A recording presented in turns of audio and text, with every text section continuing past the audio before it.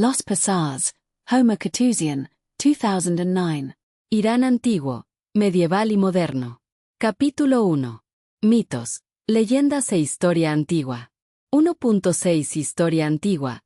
Los aqueménidas. En la historia antigua, Irán era conocido como tierra y pueblo, aunque no es probable que el imperio fuera conocido como tal hasta el período sasánida.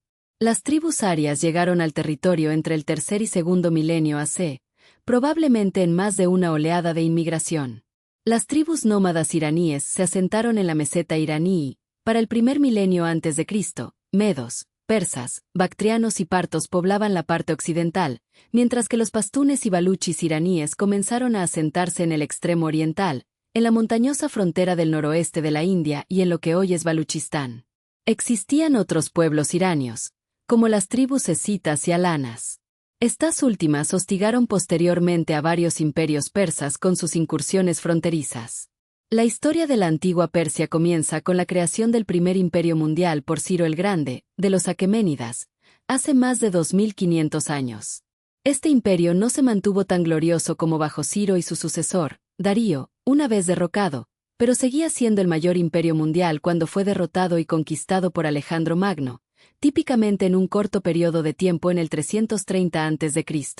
El imperio seleucida, establecido tras la muerte de Alejandro, introdujo aspectos de la cultura griega en tierras persas, pero no con la suficiente profundidad como para que se arraigaran con fuerza en los desarrollos culturales posteriores. A partir del 247 a.C., los partos iranios del Oriente Medio comenzaron a formar un estado, aunque el imperio absásida tardó otro siglo en consolidarse plenamente. Sin embargo, cierto grado de helenismo sobrevivió bajo los arsácidas, quienes a su vez fueron derrocados en el año 224 después de Cristo por Ardesir Babakán, fundador de la dinastía sasánida, una vez más con su típica rapidez. Los sasánidas eran étnicamente persas y, tras ascender desde Persis, Pars, intentaron reconstruir el imperio persa tradicional, aunque este no era tan vasto ni poderoso como el de los aqueménidas. Más de 4 siglos después, fueron derrocados por los árabes musulmanes, también en un plazo relativamente corto. Las razones del rápido ascenso y caída de estos imperios fueron variadas y numerosas. Pero el sistema arbitrario de gobierno que todos compartían jugó un papel crucial en acelerar su caída al enfrentarse a una fuerte oposición. Dicho sistema no proporcionó una base social para un Estado en cuya lealtad y apoyo pudiera confiar en tiempos de necesidad para su defensa y supervivencia.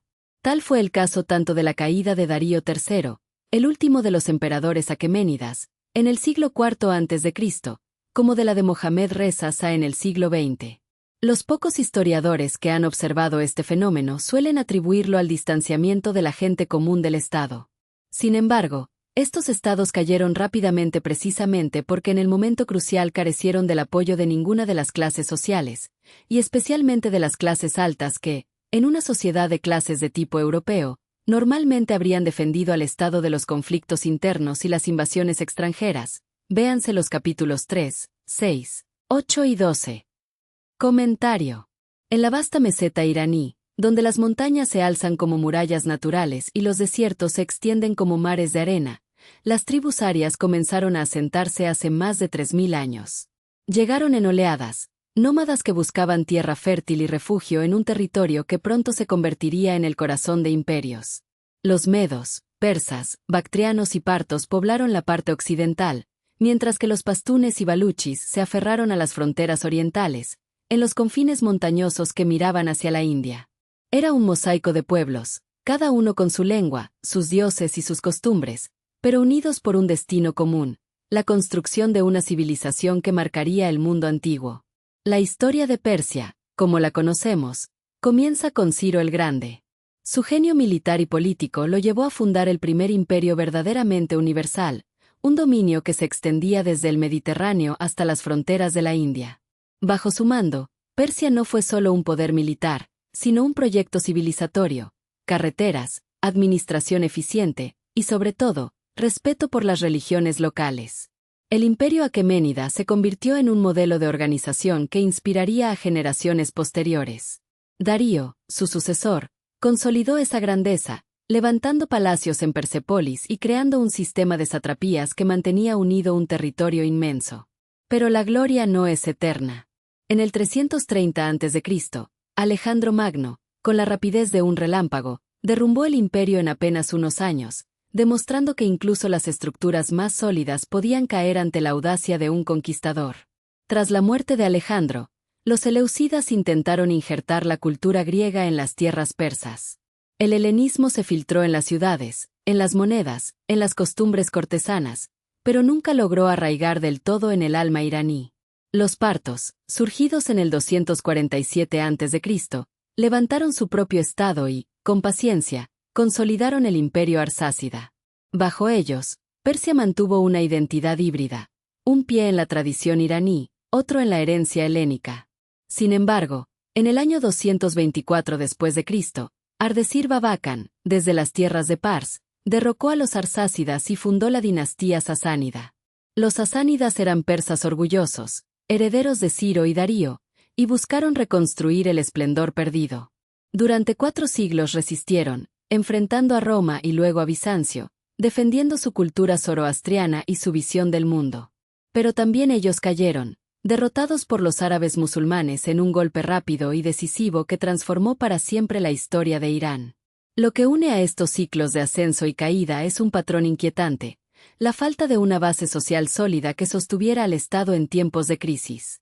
Los imperios persas, desde los aqueménidas hasta los sasánidas, dependieron de sistemas de gobierno arbitrarios, donde la lealtad de las clases altas y del pueblo común nunca estuvo garantizada. Así, cuando llegaba la invasión extranjera o el conflicto interno, el Estado se encontraba aislado, sin defensores que lo sostuvieran. Darío III cayó porque carecía del apoyo de sus nobles y soldados. Mohamed Reza Shah, en el siglo XX, enfrentó un destino similar, abandonado por las élites y por el pueblo en el momento decisivo. La historia persa, en este sentido, es una lección sobre la fragilidad del poder cuando no se construye sobre cimientos sociales firmes. En cada época, Persia brilló con intensidad, pero también se apagó con rapidez.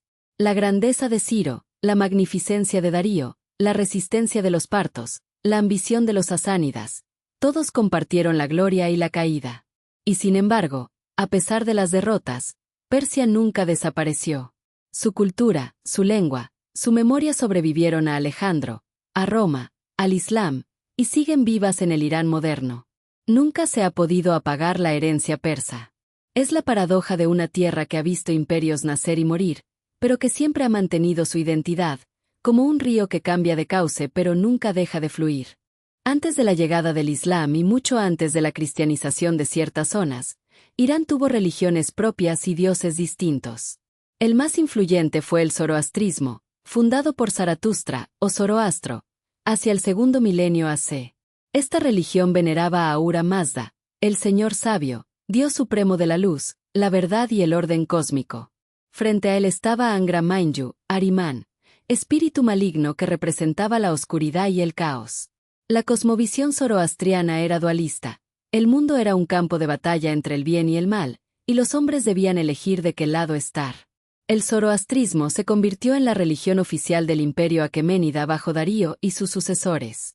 Los reyes persas se presentaban como elegidos de Ahura Mazda, legitimando su poder en nombre de la divinidad. Los rituales incluían el fuego sagrado, símbolo de pureza y verdad, que debía mantenerse encendido en los templos. Esta religión influyó profundamente en otras tradiciones posteriores.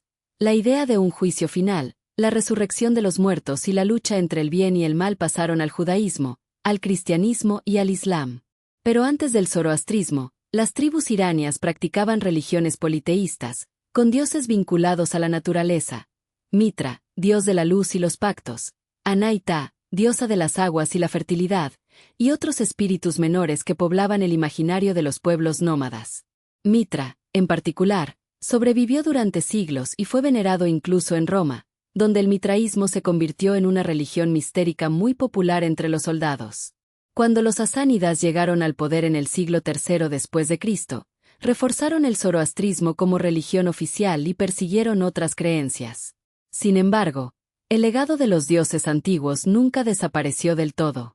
La memoria de Mitra y Anaita, los cultos locales y las leyendas populares siguieron circulando en la cultura persa, mezclándose con las nuevas religiones que llegaron después. En resumen, Antes de que Irán se convirtiera en tierra del Islam, fue el hogar del zoroastrismo y de un rico panteón de dioses arios. Ahura Mazda reinaba como dios supremo, pero compartía espacio con divinidades más antiguas, reflejo de una sociedad que veía lo divino en la luz del sol, en el agua de los ríos y en el fuego que ardía en los templos. Página 42.